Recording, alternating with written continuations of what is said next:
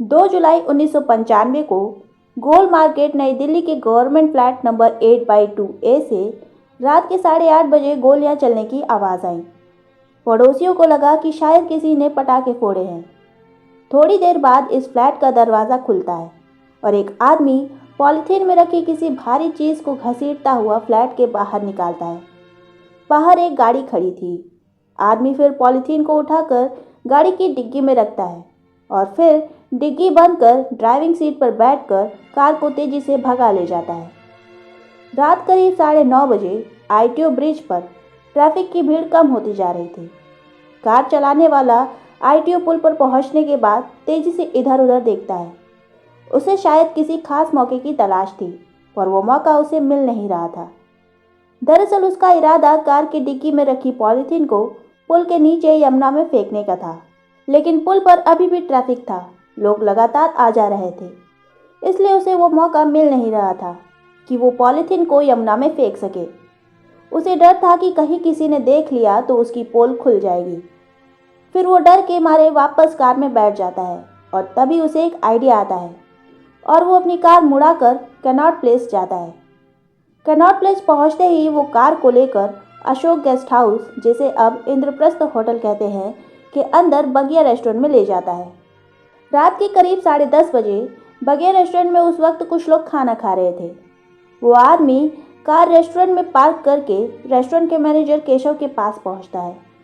दरअसल कार चलाने वाला कोई और नहीं बल्कि दिल्ली यूथ कांग्रेस का प्रेसिडेंट सुशील शर्मा था और ये रेस्टोरेंट तब सुशील शर्मा का ही था। कार से उतरने के बाद सुशील शर्मा केशव से तुरंत ही रेस्टोरेंट बंद करने को कहता है। इसके बाद कस्टमर के वहां से निकलते ही रेस्टोरेंट की लाइट भी बुझा दी जाती है, पर रेस्टोरेंट का तंदूर अभी भी जल रहा था। कैनॉट प्लेस के इस इलाके में तंदूर का धधकना या जलना रोज़मर्रा की बात थी। लोग देर रात तक यहाँ खाना खाने आते थे, पर उस रात तंदूर में जो होने वाला था वैसा शायद ही उससे पहले दुनिया के किसी रेस्टोरेंट में हुआ होगा। सुशील शर्मा ने केशव से कहकर रेस्टोरेंट के बाकी एम्प्लॉय को भी वहां से भेज दिया और अब अंदर सिर्फ रेस्टोरेंट का मैनेजर केशव और सुशील शर्मा थे और रात के 11:30 बज रहे थे। इसके बाद सुशील कार की डिग्गी से पॉलीथीन निकालता है जिसमें एक औरत की लाश थी। केशव के पूछने पर सुशील उसे झूठी सच्ची कहानियां बनाकर सुना देता है और तंदूर पर लाश को रखकर जलाने लगता है। जब लाश जलाने में दिक्कत आई तो सुशील शर्मा ने मैनेजर केशव को बटर के 4 स्लैब लाने को भेजा। अब दोनों मिलकर तंदूर में बटर डालने लगे और तरीका काम भी कर जाता है। आग की लौ तेज हो जाती है, पर यहीं एक गड़बड़ भी हो जाती है।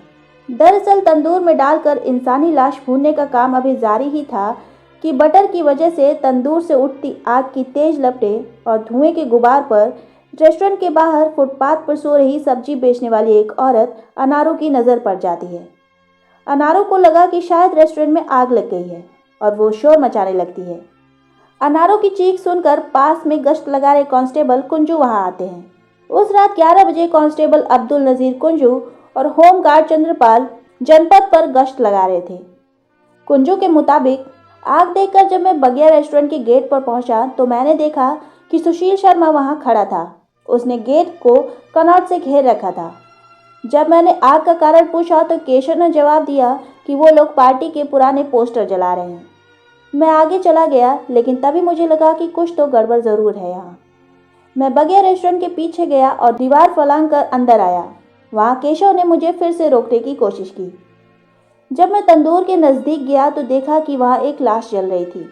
तब केशव ने कहा कि वो बकरा भून रहा है।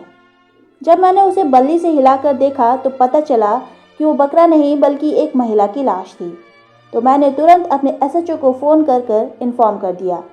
एसएचओ निरंजन बताते हैं कि लाश नैना साहनी की थी, जिसके शव को तंदूर के अंदर रखकर नहीं बल्कि तंदूर के ऊपर रख के जलाया जा रहा था, जैसे चिता को जलाते हैं। नैना साहनी की बुरी तरीके से जली हुई लाश किचन के फर्श पर पड़ी थी और उसको एक कपड़े से ढका गया था। नैना के शरीर का मेन हिस्सा जल चुका था।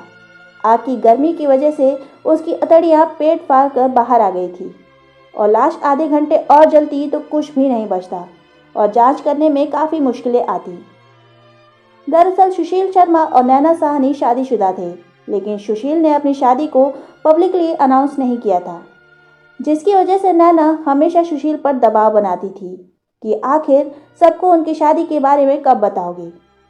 वहीं सुशील शर्मा को नैना साहनी पर शक था कि उसका करीम मतलूब से चक्कर चल रहा है। जब भी वो घर वापस आता तो वो घर में लैंडलाइन फ़ोन को चेक करता कि उस दिन नैना की किस किस से बात हुई है। 2 जुलाई 1995 को जब सुशील घर आया तो नैना फ़ोन पर बात कर रही थी। घटना के दिन जब सुशील ने अपने घर पर लगे फ़ोन को फिर से डायल किया तो पता चला कि वो करीम मतलूब से बात कर रही थी। सुशील को गुस्सा आ गया और उसने गुस्से में आकर नैना पर लाइसेंसी रिवॉल्वर से ताबड़तोड़ 3 फायर कर दिए और नैना की तुरंत ही मौत हो गई। सुशील ने रेस्टोरेंट मैनेजर केशव की मदद से नैना की लाश को तंदूर में जलाने की कोशिश की, इसलिए इसे तंदूर हत्याकांड कहा जाता है। नैना साहनी खुद भी कांग्रेस की कार्यकर्ता थी। मामले की सुनवाई कर रही स्थानीय अदालत ने मामले में सुशील शर्मा को फांसी की सजा सुनाई और सुशील ने इस फैसले को सुप्रीम कोर्ट में चुनौती दी तो सुप्रीम कोर्ट ने सुशील की फांसी की सजा को उम्र कैद में बदल दिया और 23 साल सजा काटने के बाद 2018 में उसे रिहा कर दिया गया। अपनी सजा के दौरान सुशील काफ़ी बदल गया था और वो जेल में पुजारी का काम करता था और अब सुशील केवल अपने बूढ़े माँ बाप की सेवा करना चाहता है। तो आज की इस वीडियो में इतना ही। अगर वीडियो पसंद आया हो तो वीडियो को लाइक शेयर करें और चैनल को सब्सक्राइब करें। मिलते हैं अगले वीडियो में, तब तक के लिए बाय।